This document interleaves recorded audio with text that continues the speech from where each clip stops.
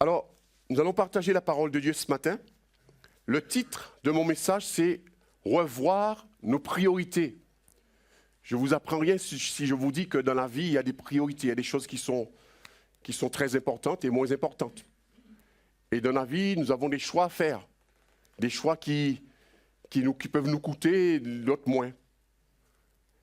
Mais j'aimerais insister sur ce mot de priorité ce matin. Je crois qu'en tant que chrétiens, nous avons aussi ça dans notre marche avec le Seigneur. Il y a des priorités de notre vie chrétienne. Vous savez que le monde, ils ont des priorités, c'est vrai. Mais nous, les chrétiens, les priorités que nous avons sont plus importantes que ceux du monde. Et j'aimerais qu'on partage ensemble, nous allons prendre Luc, le chapitre 12. Luc, le chapitre 12. Le mieux, ce serait de lire beaucoup de versets. Mais je crois qu'on ne va pas lire beaucoup de versets. On va détailler au fur et à mesure, vous allez voir. Alors, Luc, chapitre 12, à partir du verset 13. Et on va s'arrêter au verset 21 pour le moment. Alors, quelqu'un dit à Jésus du milieu de la foule, « Maître, dis à mon frère de partager notre héritage. » Jésus lui répondit, « Ô homme, qui m'a établi pour être votre juge ou pour faire vos partages ?»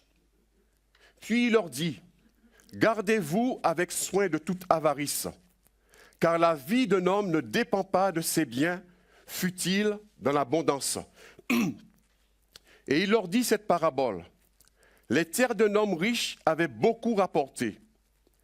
Et il raisonnait en lui-même, disant, « Que ferai-je, car je n'ai pas de place pour serrer ma récolte? Voici, dit-il, ce que je ferai. J'abattrai mes greniers, j'en bâtirai de plus grands, j'y amasserai toute ma récolte et tous mes biens. Et je dirai à mon âme, tu as beaucoup de biens en réserve pour plusieurs années.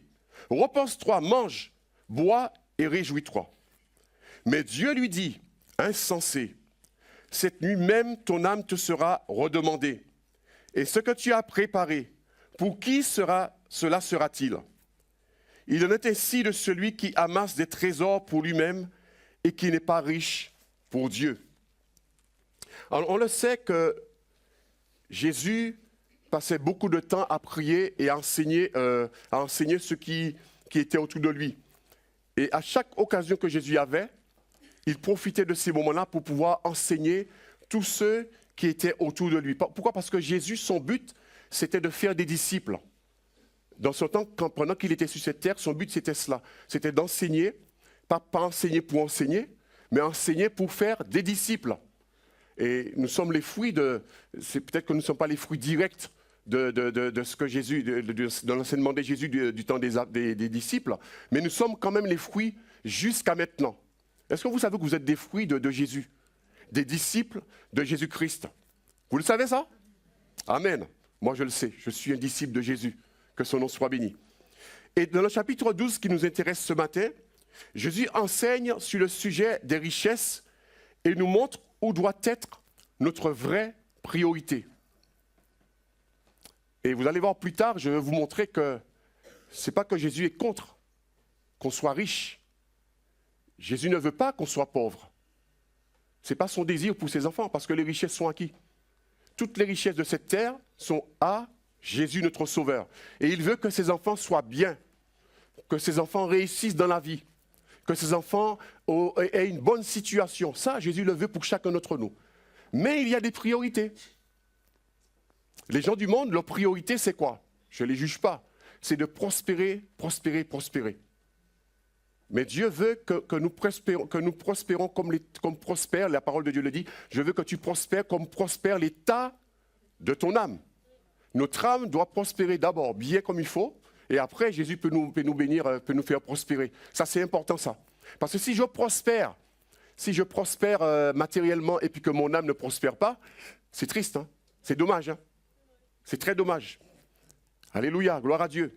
Alors, mon premier point, c'est la vraie priorité. La vraie priorité est d'écouter Jésus. Et qu'est-ce que nous lisons dans le verset 13? On va le relire, le verset 13. Quelqu'un dit à Jésus, du milieu de la foule, « Maître, dis à mon frère de partager avec moi notre héritage. Le texte nous dit que cette personne interpelle Jésus. Jésus est en train de parler, en train de prêcher, de proclamer la parole. Et tout d'un coup, il y a quelqu'un qui le coupe pour pouvoir lui demander de partager son héritage avec son frère et tout. Du fait que cet homme le fait et arrête Jésus, c'est parce que du temps de Jésus, les rabbins avaient pour habitude de trancher dans les héritages, de pouvoir faire la séparation, je prononce un mot, de juger, de faire leur jugement entre les héritiers. Et c'était le rôle du rabbin. Et cet homme a pris Jésus comme cela, comme un rabbin comme tous les autres rabbins qui peut trancher par rapport à leur héritage. Et c'est pour cela qu'il est venu vers Jésus, pour que Jésus puisse régler ce problème-là. Mais Jésus n'était pas venu pour cela. Jésus il n'était pas venu pour faire le partage des héritages. Jésus n'était pas venu pour les successions. Hein? De nos jours, qu'est-ce qu'on va voir pour ça? C'est comment ils appellent ça? Les notaires, non? Les notaires. Jésus n'est pas un notaire, il est plus que notaire. Amen. Gloire à Dieu. Et cet homme, il est venu pour ça, pour que Jésus puisse partager entre lui et son frère. Mais Jésus est venu pour autre chose. Il est venu pour faire de nous des disciples. Il est venu pour nous sauver. Et il y a une chose qui m'a marqué dans ce passage, c'est que cet homme, il était là comme toutes les autres personnes qui étaient là rassemblées à écouter Jésus. Tout le monde écoutait l'enseignement du Seigneur. Mais lui, il n'était pas fixé vraiment sur l'enseignement de Jésus. Il était préoccupé par autre chose. Son souci, c'était son héritage. Et ce que Jésus disait ne l'intéressait pas du tout. Ce qu'il voulait vraiment, il voulait de Jésus, hein, mais dans un seul but. Ce que Jésus tranche entre lui et son frère. Et Jésus lui dit, mais je ne suis pas venu pour cela. Je ne suis pas venu pour cela. Et il y a un truc qui m'a frappé, qui me touche dans cet enseignement. Cet homme est là, il entend sans entendre, les autres entendent. Mais je me suis dit, mais est-ce que ce n'est pas ce qui nous arrive aussi, à nous, quand nous sommes rassemblés à écouter, peut-être comme ce matin-là, à écouter la parole de Dieu? Est-ce qu'on n'est pas des fois comme cet homme? On est là, mais on n'écoute pas vraiment. Mais on est préoccupé par autre chose. On est préoccupé par nos soucis, nos épreuves, nos difficultés. Et on n'entend pas vraiment la parole de Dieu. Et ce matin, je veux t'interpeller, peut-être toi qui es là, qui passe par des temps difficiles, par des temps de soucis, de tracas, de difficultés. Écoute bien ce que Dieu va te dire ce matin. Sois à l'écoute de Dieu. Ne te laisse pas piéger par toutes sortes de pensées. Ah, j'ai pas ci, ah, j'ai pas ça. Comment sera fait mon lendemain? Dieu prend soin de ton lendemain. Ne te soucie pas. Dieu a ton avenir entre ses mains. Et si tu es là ce matin, tu as traversé toute cette année 2025, c'est grâce à Dieu, non? Tu es vivant, non? Tu as le souffle de vie. Et tu as en Dieu. Ne t'inquiète pas du reste. Mais confie-toi en Jésus-Christ. Et le problème, c'est qu'au lieu de se nourrir par la parole de Dieu, cet homme, il était là comme cela, il est parti à sec. Et c'est ce qui nous arrive des fois. Nous sommes tellement pris par les choses de la vie. Les choses de la vie sont des fois nos priorités. Et quand Dieu parle, on est là. Ça passe d'une oreille à l'autre, pardon. Et on passe à côté de ce que Dieu veut nous donner comme bénédiction, la parole.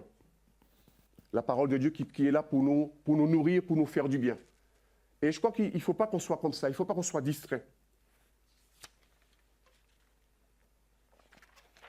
Et il ne faut pas qu'on se laisse piéger. Alors, verset 15 nous dit, on va lire le verset 15, il nous dit, « Puis Dieu leur dit, gardez-vous avec soin de toute avarice, car la vie d'un homme ne dépend pas de ses biens, fût-il dans l'abondance. » Alors Jésus rebondit, il profite de la situation de cet homme, il rebondit et il intervient, il parle à la foule. Il profite de cette situation pour enseigner la foule sur les richesses. Jésus dit, gardez-vous avec soin de toute avarice. Gardez-vous avec soin, c'est se garder, c'est de se protéger soigneusement, de faire quelque chose, de s'abstenir, de faire attention. C'est une décision que je prends volontairement. Gardez-vous avec soin, je me protège. Avarice, c'est quoi l'avarice? Vous savez ce que c'est que l'avarice? Attachement excessif à la possession d'argent, de richesse, sans en faire l'usage. Il y a des gens qui sont comme ça. Hein? Donc, mettre le feu, le briquet, tout ce qu'on veut, ça ne s'ouvre pas. J'espère qu'il n'y a pas de chrétiens comme ça. Hein. J'espère. J'espère que ça n'existe pas chez les chrétiens. J'espère qu'il n'existe pas de chrétiens avares. Parce que vous vous rendez compte, si une église est remplie de chrétiens avares, on ne va pas aller bien loin. Hein? L'électricité, pas payée. Le chauffage, pas payé. Tout pas payé. L'eau, pas payée, etc. Parce que vous savez que c'est nous qui faisons tourner, c'est les chrétiens c'est nous qui faisons tourner l'église. Hein? Pas seulement par notre présence, mais par les finances aussi de l'église. C'est très, très important. Et un chrétien, si les chrétiens sont avares, je ne sais pas si ça existe, j'espère que ça n'existe pas, hein, des chrétiens avares. J'espère bien. Hein, parce que c'est très important de penser aussi à l'œuvre de Dieu. Et quand on est avare, on pense qu'à soi, qu'à soi, qu'à soi, qu'à soi. Et des fois, ça arrive d'engranger. Comme cet homme, on le verra plus tard. Vous avez lu ce qu'il a fait. Hein. Il a engrangé. On verra plus tard que ce n'est pas une mauvaise chose. Il a engrangé. Et puis après, voilà, c'était vraiment catastrophique pour sa vie. Alors Jésus poursuit en lui disant, « Car la vie d'un homme ne dépend pas de ses biens, fût-il dans l'abondance. » Cela veut dire que, aussi important que c'est bien d'avoir des choses matérielles, que c'est bien d'avoir le travail, c'est bien d'avoir tout ce qu'on veut, mais ça, ce n'est pas la vraie richesse. C'est pas la vraie richesse. La vraie richesse, frères et sœurs, je ne vous apprends rien, c'est de connaître Jésus. Ça, c'est la vraie richesse. Quand on a Jésus, on a tout ce qu'il faut. Il n'y a pas longtemps, Jacques nous le disait. Quand on a Jésus, on a tout. Amen. Amen. Gloire à Dieu. Ce n'est pas la peine d'envier qui que ce soit. Nous avons la chose la plus merveilleuse, c'est d'avoir Jésus-Christ, notre Sauveur. Quelle merveille. Je ne sais pas si vous vous rendez compte de ce privilège que nous avons d'avoir Jésus, de cette richesse que nous avons Jésus. Vous savez, il n'y a pas longtemps, on a passé dans la famille un moment de deuil très, très, très, très tragique. Et comme je vous disais dimanche dernier, quand j'étais devant le Seigneur, je me suis rendu compte, enfin je le savais, hein, mais je me suis trouvé à dire, Seigneur, merci de te connaître. Quand on passe par ces moments-là, quelle richesse d'avoir Jésus. Quelle richesse d'avoir Dieu dans sa vie. Parce que vous savez, le Seigneur vous porte, il vous aide à traverser les moments difficiles. Mais si vous êtes riche, vous avez tout ce qu'il faut. Ce moment-là, vous allez traverser, mais ça ne va rien faire pour vous. Hein. La richesse ne va rien faire. Hein. Mais Jésus, il console les cœurs. Jésus fortifie ses enfants. Jésus, il est capable de restaurer, de nous aider à nous relever et à aller de l'avant. Alors, ce qui se passe, cet homme, au verset 16, alors les terres d'un homme avaient beaucoup rapporté et tout, et il raisonnait en lui-même, disant, verset 17, « Que ferai-je, car je n'ai pas de place pour serrer ma récolte ?» etc., etc. Et il commence à réfléchir. En voilà quelqu'un qui a travaillé beaucoup, et qu'est-ce qui se passe? Il est récompensé par le fruit de son travail. Et il est récompensé plus qu'il ne l'espérait. Il réfléchit sur la manière de stocker sa récolte. Jusqu'ici, vous savez, il n'y a rien de mal à ça. Il n'y a rien de mal. Il a été abondamment béni. Il a eu une récolte au-delà de ce qu'il espérait. Mais le gars, il ne va pas rester là et puis laisser tout pourrir, non? Il faut bien qu'il réfléchisse pour savoir comment il fait. Eh bien, c'est ce qu'il a fait. Il a réfléchi pour savoir comment il va faire pour serrer sa récolte. Le Seigneur n'est pas contre qu'on soit dans l'abondance ou qu'on soit riche. Et qu'on soit dans le calcul. Le Seigneur n'est pas contre ça, qu'on soit dans le calcul pour pouvoir réfléchir, qu'est-ce que je veux faire, comment je veux m'y prendre, etc. Et vous savez, il y a un verset qui dit qu'avant de dépenser, il faut s'asseoir et calculer la dépense. C'est dans les évangiles. Vous vous rappelez de ce verset? Il faut s'asseoir et calculer. Et jusqu'à maintenant, on voit que cet homme, il a fait une bonne chose. Il s'assoit et il calcule. Alors, mais ce qui est triste dans la suite de ce passage, c'est le comportement de cet homme. Je ne sais pas si ça vous a marqué. Il dit au verset 19, il dit « Mon âme, tu as beaucoup de biens en réserve pour plusieurs années, repose-toi, mange, bois et réjouis-toi. » Le problème de cet homme, c'est qu'il pensait que sa richesse était une sécurité pour son âme. Qu'est-ce que c'est grave? Mon âme, réjouis-toi. Il ne dit pas autre chose. Hein. Oui, je me réjouis, je ne sais pas quoi. Mais mon âme, frères et sœurs, notre âme a du prix aux yeux de Dieu. Notre âme a du prix aux yeux de Dieu. Quand nous allons partir, quitter cette terre, le corps, l'enveloppe que nous sommes va rester, mais l'âme, pour ceux qui connaissent Jésus, ira avec Jésus. L'âme ira avec. Mais ceux qui ne connaissent pas Jésus, l'âme ira dans le tourment éternel. Ça, c'est grave, ça. Et j'espère que ce n'est pas le cas pour quelqu'un ce matin. Si c'est le cas pour toi, c'est l'occasion pour toi de dire oui à Jésus. De recevoir Jésus-Christ dans ta vie comme ton sauveur personnel. Alors, il pensait que ces richesses étaient pour lui une sécurité de son âme et que ça lui garantissait une longue vie. Et ça lui procurait le repos de l'âme. Croire que les richesses de la terre procurent le repos de l'âme est une tromperie qui vient directement du diable, l'ennemi de nos âmes. C'est une tromperie. Il va nous faire croire ça. Le repos de l'âme se trouve en Jésus seul. Les richesses de cette terre ne pourront jamais satisfaire quelqu'un à 100%. Seul Jésus pourra satisfaire une âme à 100%. Oui ou non? Amen. Seul Jésus, rien d'autre. Seul Jésus.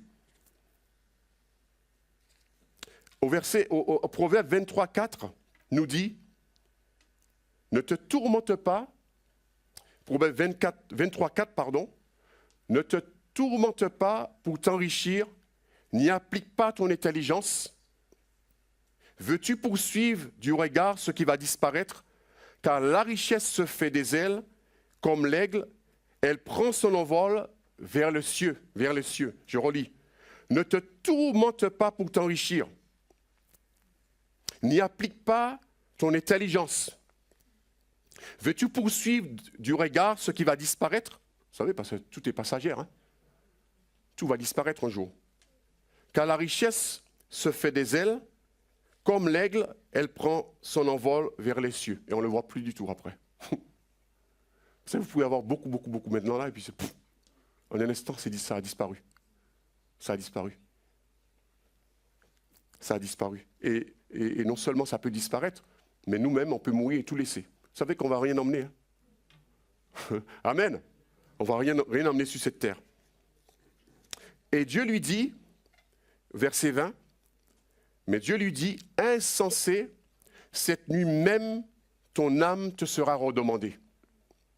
Il a cru que c'était une bonne chose, que les choses matérielles étaient une sécurité pour son âme. Il s'est vanté de cela. Mon âme, tu as beaucoup de richesses, mais qu'est-ce qui se passe? C'est catastrophique ça. Mais Dieu lui dit, insensé, cette nuit même, ton âme te sera redemandée. Cet homme, il était intelligent pour les choses d'ici-bas. Il était très intelligent. Mais pour les choses d'en haut, il n'était pas intelligent. Moi, je préfère être intelligent pour les choses d'en haut. Vous aussi ou pas? Être intelligent pour les choses d'en haut. Et la Bible dit dans Matthieu 16, verset 26, « Que sert-il à un homme de gagner tout le monde s'il perd son âme? Ou que donnerait un homme en échange de son âme? » Et on voit que cet homme, le problème, c'est qu'il ne s'était pas préparé à rencontrer Dieu. Et ce que Dieu veut pour quelqu'un ce matin, ou plusieurs, ou deux ou trois, je ne sais pas, Dieu t'appelle à te préparer à le rencontrer. Parce qu'il vient bientôt, Jésus vient bientôt. Et je veux t'interpeller, c'est vrai que tu te bats pour beaucoup de choses de cette terre, ce n'est pas une mauvaise chose de travailler, etc. Mais Jésus veut que ton âme soit sauvée.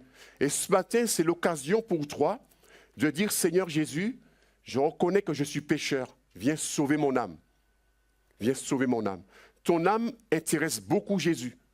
Ce n'est pas ton argent, ce n'est pas tes richesses. Ce qui intéresse Jésus ce matin, que tu es là, c'est ton âme. Jésus veut sauver ton âme. Et si tu n'as pas fait la paix avec Dieu, il t'invite ce matin à lui donner ta vie, à l'accepter dans ton cœur comme ton sauveur personnel. Parce que je te dis que tu ne sais pas si demain tu seras encore là. Parce que demain ne nous appartient pas. La Bible dit que c'est aujourd'hui le jour du salut.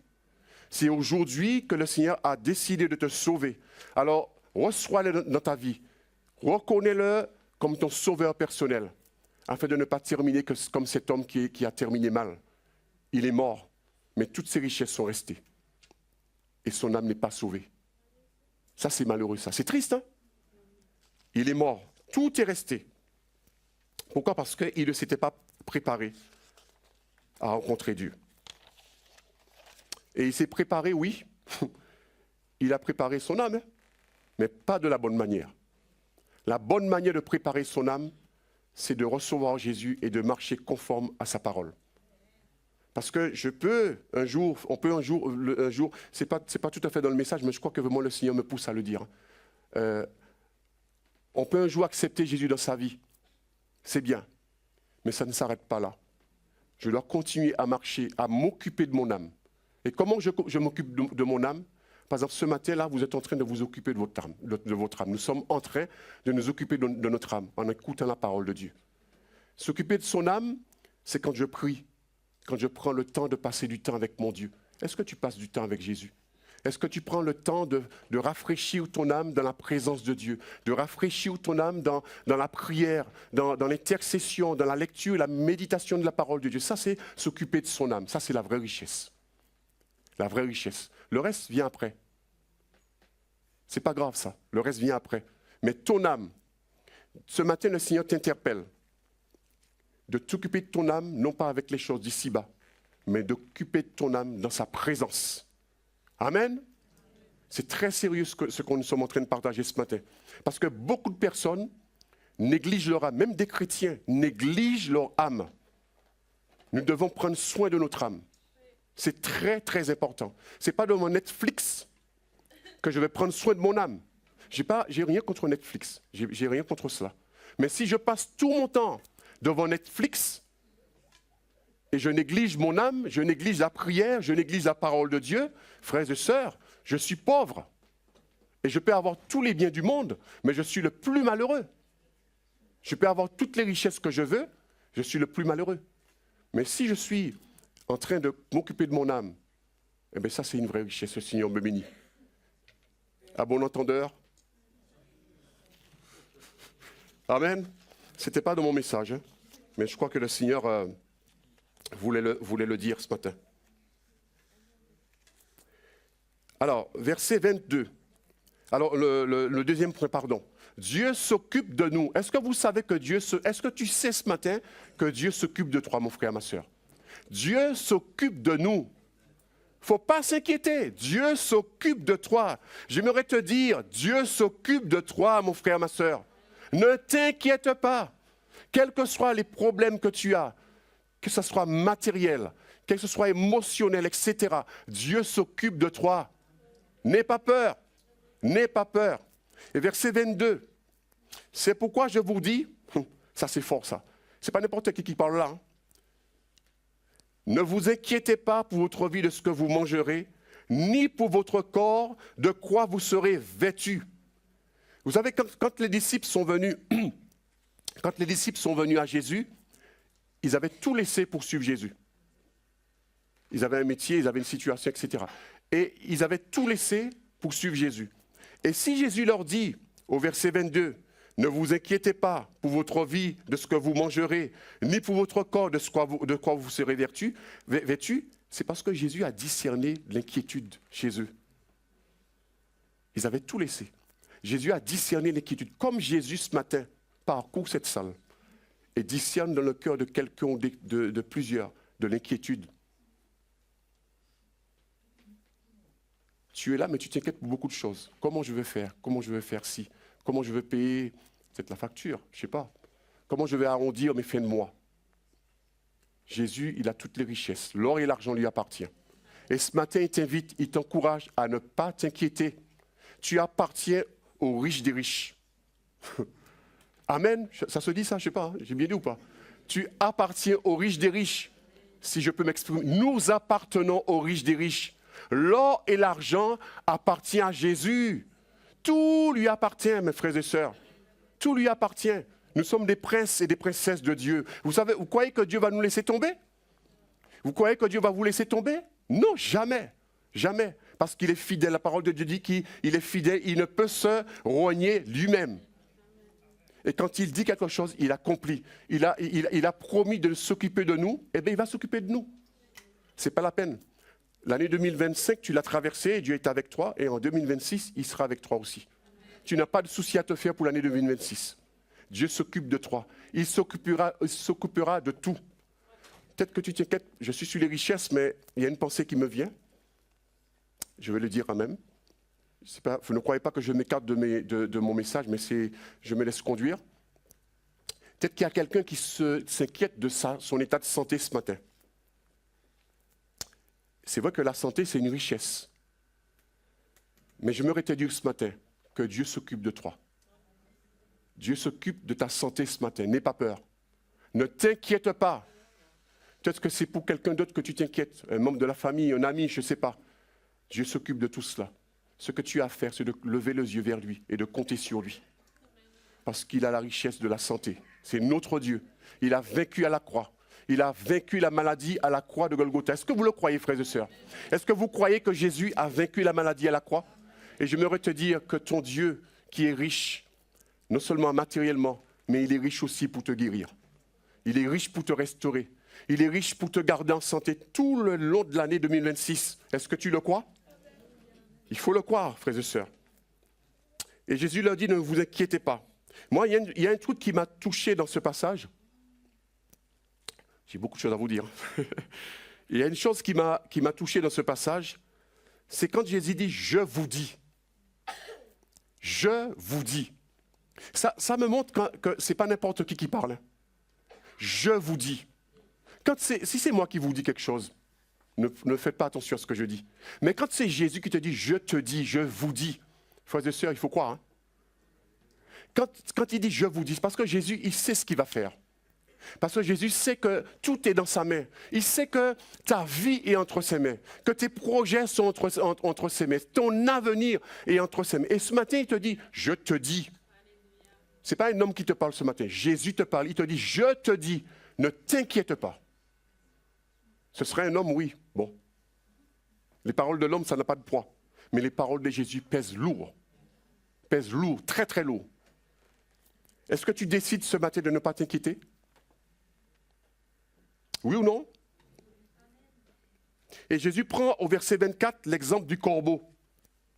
Il leur prend l'exemple du corbeau et des corbeaux et qui leur dit qui ne sèment, qui ne moissonnent, ils n'ont ni cellier ni grenier et Dieu les nourrit. Alors, je me dis, mais quand je lis ce passage, quelle valeur a des corbeaux à côté de moi, à côté de nous, frères et sœurs? Vous croyez que les corbeaux ont plus de valeur que nous? Vous croyez qu'un oiseau a plus de valeur que nous? Non. Et la Bible dit que Dieu les nourrit. Dieu les nourrit, Dieu prend soin d'eux. Qu'est-ce que c'est merveilleux. Dieu qui prend soin des corbeaux, ne prendra pas soin de moi, de nous? Mais non, il faut croire. Dieu est le Dieu des corbeaux, mais il est aussi mon Dieu. Amen. Il est aussi mon Dieu, il est aussi ton Dieu, il est aussi notre Dieu. Alléluia.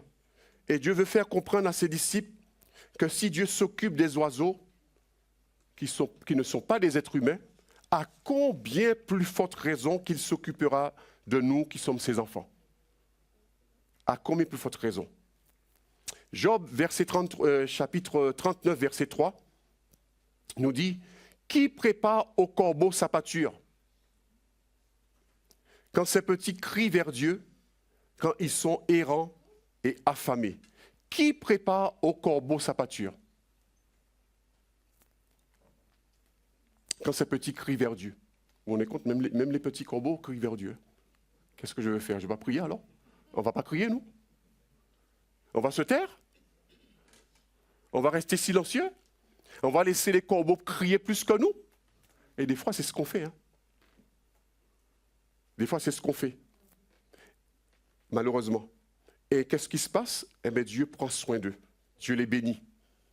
Dieu bénit les corbeaux, Dieu bénit les oiseaux.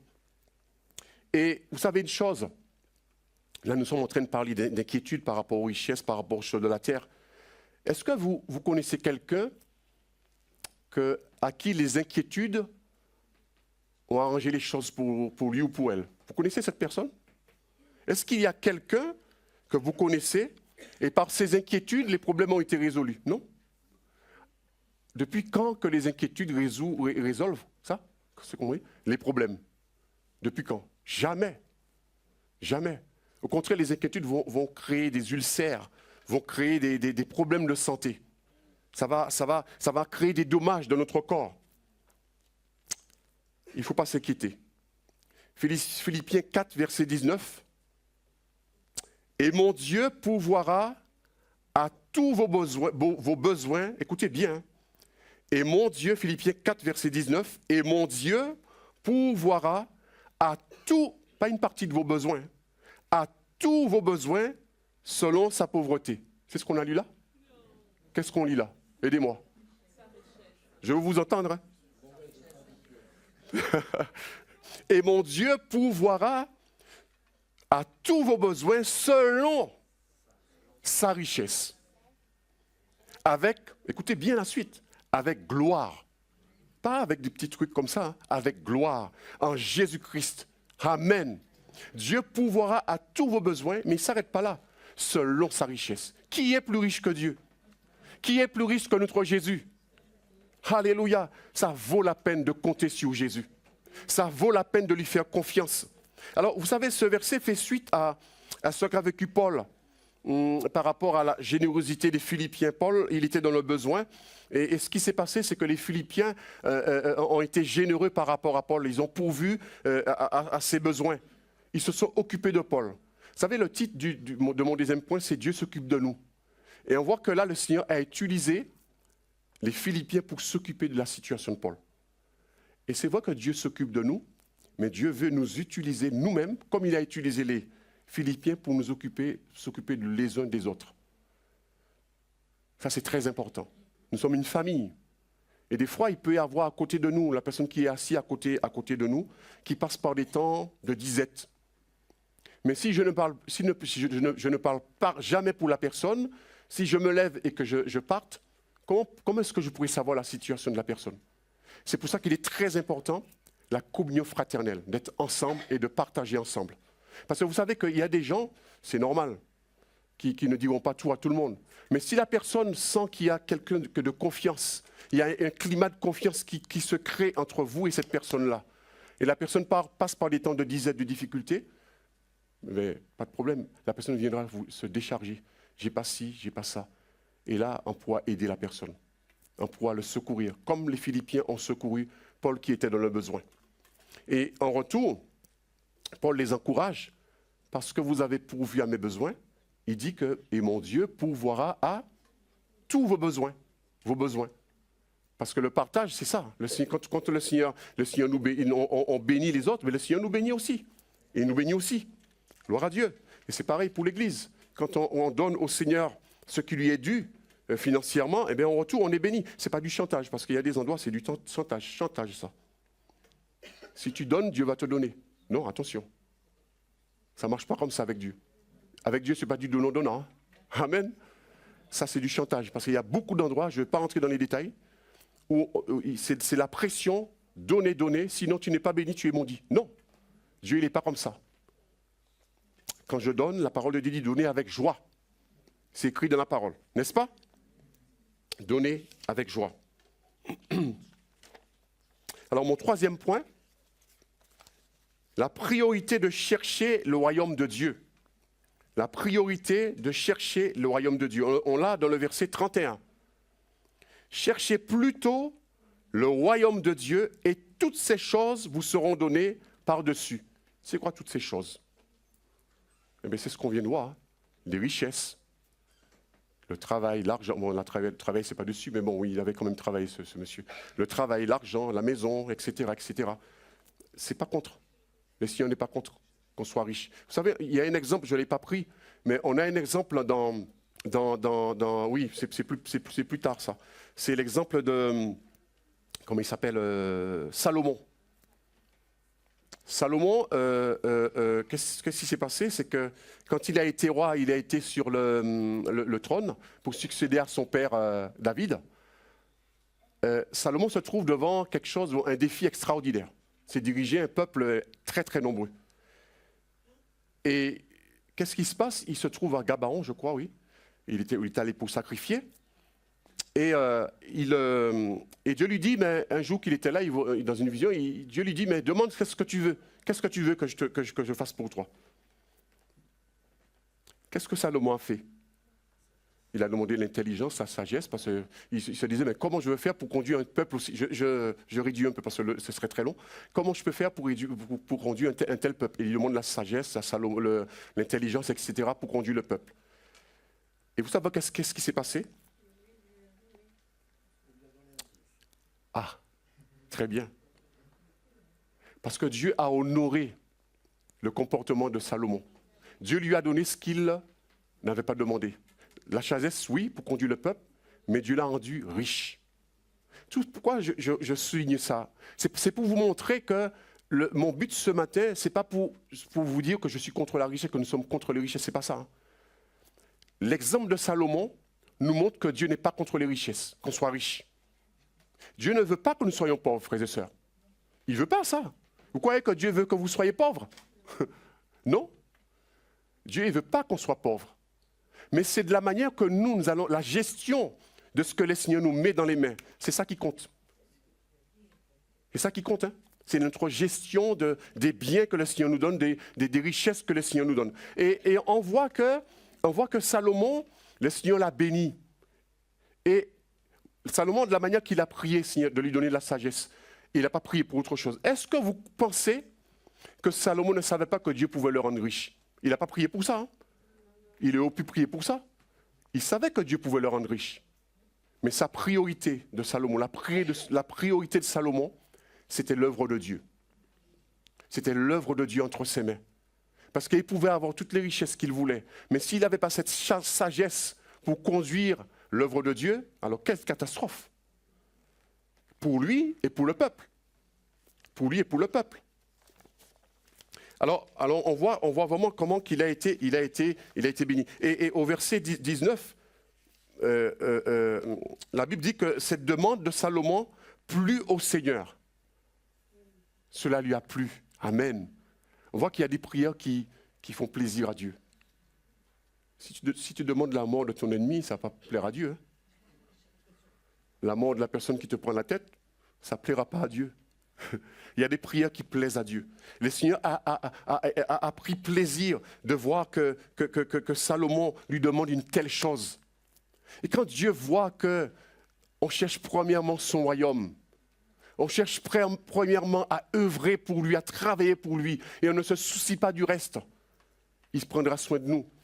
Alors il est content. Qu'est-ce que tu fais de ton temps? Qu'est-ce que tu fais pour le Seigneur? Est-ce que tu passes plus de temps à te tracasser pour les choses terrestres ou de travailler pour Dieu? Frères et sœurs, nous ne sommes pas sauvés pour rester là assis. Hein. Nous sommes là, il faut avoir cette réaction de Salomon. Seigneur, sers-toi de moi. Seigneur, sers-toi de moi. Donne-moi vraiment de l'intelligence, de la sagesse pour te servir. Et après, le Seigneur fera le reste. Cherchez premièrement le royaume de Dieu. C'est ce que Salomon a fait. Il a cherché à servir Dieu avec sérieux. Il a voulu, Salomon, vous savez qu'est-ce qu'il a voulu? Il a voulu être efficace entre les mains de Dieu.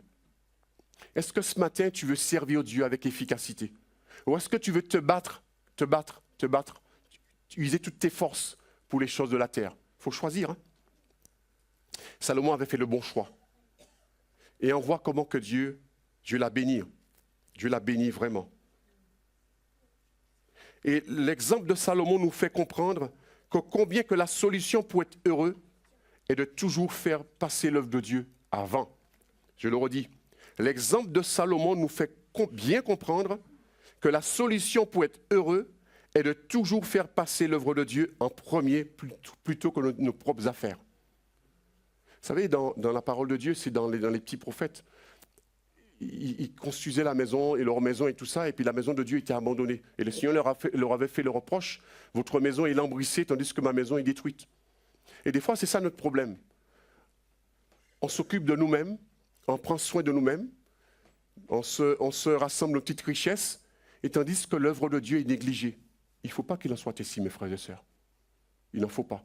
Je crois que nous sommes là pour travailler pour le Seigneur. Il faut que chacun d'entre nous, on se serre les coudes pour œuvrer pour le Seigneur. Et après, le reste, il va s'en occuper. Il va s'en occuper. Il ne faut pas s'inquiéter. Et très important aussi d'avoir une vie d'église. Parce que des fois, nous pouvons nous battre dans le travail, nous battre pour engranger. Mais il n'y a pas de vie d'église. Et le Seigneur veut te faire comprendre ce matin que ta richesse se trouve dans sa maison. C'est là la vraie richesse. Je l'avais dit au début, mais je le redis. C'est de se retrouver ensemble avec le Seigneur pour pouvoir vraiment se réjouir. Et le Seigneur nous enrichit dans sa présence, il nous enrichit dans l'onction de sa présence. Et après le reste, il s'en occupe. Il s'occupera de ça. Et c'est ce qu'il a fait pour Salomon. Il s'est occupé de son affaire. Et on voit que cet homme, tellement qu'il était riche, il a une grande renommée. Hein. Une grande renommée. Je me souviens de la reine de Saba, oui, je crois, oui, c'est ça, qui avait entendu parler de Salomon, de sa richesse. Je ne sais pas si vous vous rappelez de ça. Et cette femme, a entendu parler de la renommée, de la richesse de Salomon, cette richesse matérielle, hein, je parle. Et qu'est-ce qui s'est passé? Elle a quitté là où elle habitait. Et elle est venue voir. Et qu'est-ce qu'elle a dit? Étonnée. Elle a dit, mais ce qu'on m'a dit, c'était rien à côté de ce que je vois. Dieu avait béni Salomon richement. Et il a eu une renommée extraordinaire. Extraordinaire. Pourquoi? Je le redis, parce que cet homme a fait passer les intérêts de Dieu en premier. Ses intérêts ne comptaient pas, c'était les intérêts de Dieu. Et non seulement son entourage savait qu'il était béni, mais ça a été de partout. Partout. Hein. Cette femme est sortie de loin pour voir comment que le Seigneur avait béni Salomon. Quel témoignage! C'est pour vous montrer que quand nous faisons passer l'œuvre de Dieu en premier, il y a quelque chose qui se passe. Dieu nous bénit, mais les hommes et les femmes qui ne connaissent pas Dieu, il y a un témoignage pour eux. Il y a un témoignage. C'est pour vous montrer que, frères et sœurs, on ne perd pas notre temps à servir Dieu. On ne perd pas notre temps à donner à Dieu la première place. Vous ne perdez pas votre temps. On ne perd pas son temps. N'est-ce pas? On ne perd pas notre temps. Alors, l'encouragement ce matin, c'est de nous faire comprendre que le plus important, ce n'est pas l'argent, même si l'argent est important. Le plus important, ce n'est pas les richesses, même si les richesses sont importantes. Si Dieu vous bénit, prenez. Il ne faut quand même pas laisser. Qui c'est qui va faire ça? Dieu est béni, vous allez laisser là? Tu as levé la main, non? Ah pardon. Dieu est béni, on prend, n'est-ce pas? N'est-ce pas? Je le répète encore, Dieu n'est pas contre qu'on soit riche. Frères et sœurs, rappelez-vous bien de cela. Le but de mon message ce matin, ce n'est pas être contre les richesses, ce n'est pas de vous dire que Dieu il est contre les richesses, ce n'est pas ça. C'est une question de gestion, c'est une question de priorité. De priorité. Quelle priorité nous donnons? C'est ça. La priorité, c'est Dieu et après, tout le reste passe. Et ne nous trompons pas que l'argent ne suffit pas pour nous rendre heureux. Vous savez, il y avait un ancien chant là-dessus, un ancien cantique. L'argent ne suffit pas pour nous rendre heureux. Même si il y a beaucoup de personnes, vous savez, qui en ont beaucoup et qui se suicident même. Vous avez déjà entendu parler de ça, je pense. Des milliardaires, des millionnaires, les gars, ils se suicident. Cela vous prouve que la vraie richesse, c'est Jésus. Si vous avez Jésus, vous allez vous suicider? Mais non. Où c'est qu'on a vu ça? Quelqu'un qui a Jésus qui se suicide? Mais oh, faut arrêter quoi. Faut arrêter. Nous avons Jésus. Alléluia. Que son nom soit béni. Le Seigneur ne veut pas que nous laissions notre foi être étouffé par les inquiétudes et de la peur d'en manquer. Est-ce que tu as peur du manque ce matin? Eh bien, le Seigneur te demande de relever la tête. Crois qu'il est capable de pourvoir à tous tes besoins. Et sa volonté, c'est ça, c'est de pourvoir à tes besoins. Il s'occupe de toi, de tes affaires, de ton travail, de tes projets, de ton avenir. Dieu s'occupe de tout. Tu n'as pas à t'inquiéter. Cherche premièrement le royaume de Dieu, sa présence. Et toutes ces choses te seront données par-dessus. Que son nom soit béni. Amen. Amen. Gloire à Dieu. Alléluia. Merci Seigneur. Alléluia Jésus. Merci notre Dieu. Il a été question ce matin de cet homme qui s'est contenté, qui s'est occupé de son âme par rapport à ses biens et qui pensait que les biens matériels qu'il avait, c'était sa sécurité, la sécurité de son âme. Et c'est bien le reproche que lui a fait le Seigneur, que ce n'était pas le plus important. Notre âme, vous savez, notre âme, il y a deux directions quand nous allons mourir. Ou notre âme ira auprès de Jésus, ou notre âme ira dans les lieux de tourment. Mais ce matin, tu es là et le Seigneur te donne l'occasion de choisir, de t'occuper ton âme en recevant Jésus dans ta vie comme ton sauveur et ton Seigneur personnel. Jésus veut te sauver ce matin. Il est mort à la croix pour que tu sois sauvé. Il est mort à la croix pour que tu sois heureux, heureuse. Est-ce que ce matin, tu veux décider à dire oui à Jésus? À dire oui Seigneur, je te donne mon âme, je te donne ma vie. Sois le Seigneur de mon âme. Sois le Seigneur de mon âme. Sois le sauveur de mon âme. Est-ce qu'il y a quelqu'un ce matin qui veut dire oui à Jésus? Seigneur, je te donne ma vie. Je te donne mon cœur. Notre vie ne nous appartient pas. Aujourd'hui, tu es là et demain, tu peux ne pas être là. Mais il est très important pour toi de te préparer à rencontrer ton Dieu. On ne joue pas avec notre éternité. On ne joue pas avec notre âme.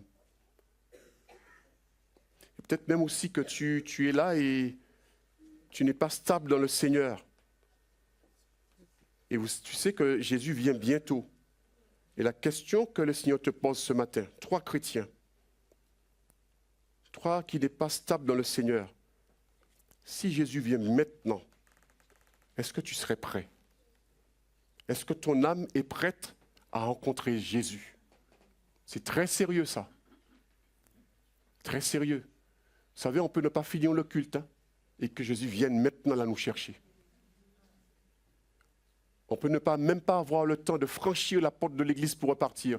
Et Jésus vient chercher son église. Et ce serait tellement malheureux qu'il y en ait plusieurs qui restent.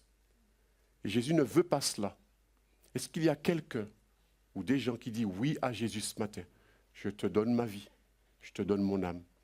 Je veux que tu sois le Seigneur et le Maître de ma vie.